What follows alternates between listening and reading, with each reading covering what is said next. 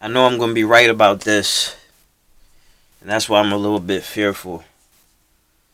But where there's a lot of panic, there's a lot of opportunity. Not even necessarily at the expense of others, but hey, things happen. So the writing is on the wall. Okay, we can no longer get away with trying to emulate the robot. Anything that is repetitive will replace a person trying to do it. All right, it'll cut costs and it'll increase efficiency. Um, So naturally, that's where we're going. I mean, I'm sure you heard of the assembly line.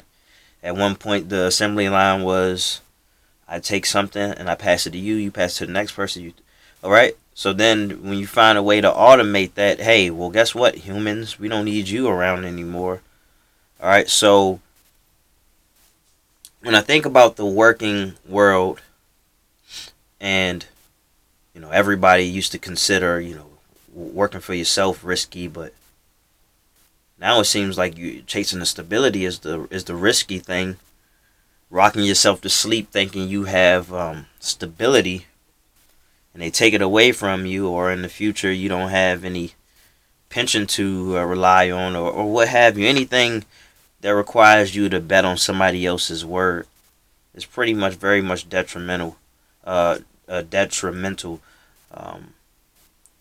Um, and I just obviously I'm adamant about building your own world and having things with your name on it, and royalties, and all of that. Obviously, I'm big on that, but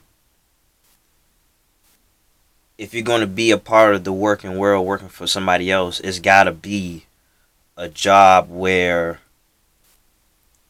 you can't be easily replaced. Okay, so low level accountants are getting replaced, of course.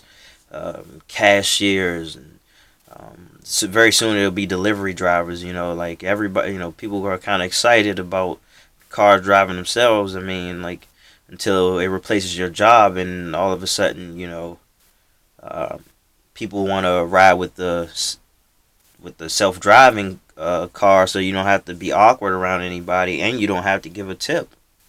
You know, or maybe the owner of the car gets a tip or something like that. Whatever. I mean, I think that's actually a pretty good idea. You got cars, you rent it out for Uber. Oh man, that would be vicious. That would be nice, actually.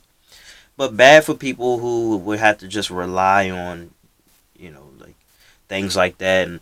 But that's where we are, and I'm saying this, like, there's gonna be a lot of opportunity there, but you gotta understand, like, things are going to change. So those of us who um will embrace a world where things aren't going to be the same, where things are going to change up, you will win. So I'm not saying that you have to be worried, but I'm saying if you don't think you don't have anything to worry about, then you probably should be worried, unless you are in a field where you can't be easily replaced. So if you're doing things of the science nature, computers, and you know the, all of those things, or everything that can be advanced, and where you could predict that there are obviously going to be more jobs, and there are a lot of underfilled positions in the computer sciences, and just things like in the engineering, and all that. And of course, construction, I think, is relatively safe, even though your job is to work yourself out of a job, which that may not work for everybody, but you can still get some pretty stable work in that field. But if you are watching this and you are working a job that is highly repetitive, I get working on an assembly line. I don't know what people do now. To be honest with you, I know that was a thing. I know I worked on an assembly line before. Um, but whatever it is, if it's repetitive, resolve to get away from that, man. Whatever you have to do for yourself. All the opportunity is going towards the internet now. You're working remote, so there's gonna be a lot of opportunity there. Not all the opportunity. There's a lot of opportunity you can make right out there in the field, and of course you can tie the two together. But You gotta be more creative. Work can no longer be a place where you like go to a plant, you know, like and when I say a plant, I mean any place where you do repetitive things. All right, that's done. That is done. It is time for a complete lifestyle change.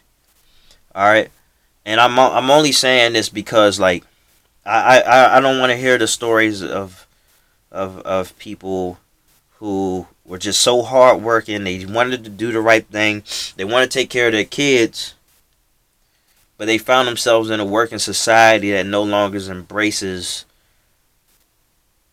the quintessential blue collar, put your head down, pale lunch worker mentality. It's just not going to happen anymore. Like, this is the age of information now, bro. I mean, your smartphone isn't just for watching funny videos and reading up on ESPN. Like this phone, I don't get this invisible phone that I have. It's your lifeline in a sense, man.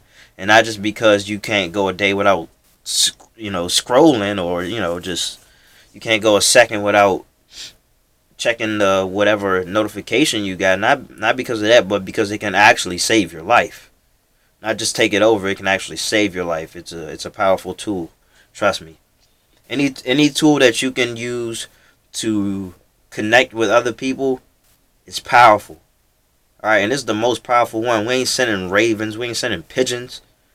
Alright, we ain't sending, we're not just sending emails anymore. Alright, we're not just calling people anymore.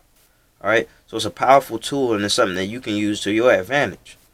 Alright, and for other people's advantage. So, you have to think ahead. You have to predict where this world is going. Alright?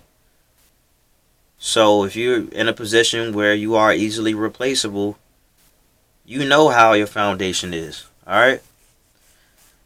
And I feel more safe taking a risk working for myself, even without even seeing the end in sight, without even having the confidence of saying, or the satisfaction of saying, well, yeah, I get paid next Friday, and I mean, that is starting to happen for me, but a lot of the work I do, there's no guarantee what's going to happen. I do it because I feel like this is my life's work. All right, I'm gonna do something.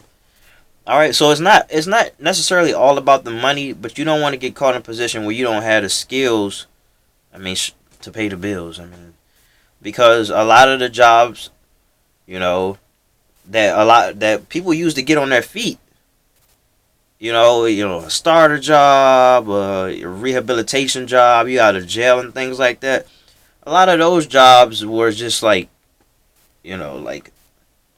placeholders. It's placeholder jobs until they can automate it, pretty much. I mean, think about it. We got to increase our value however we see fit.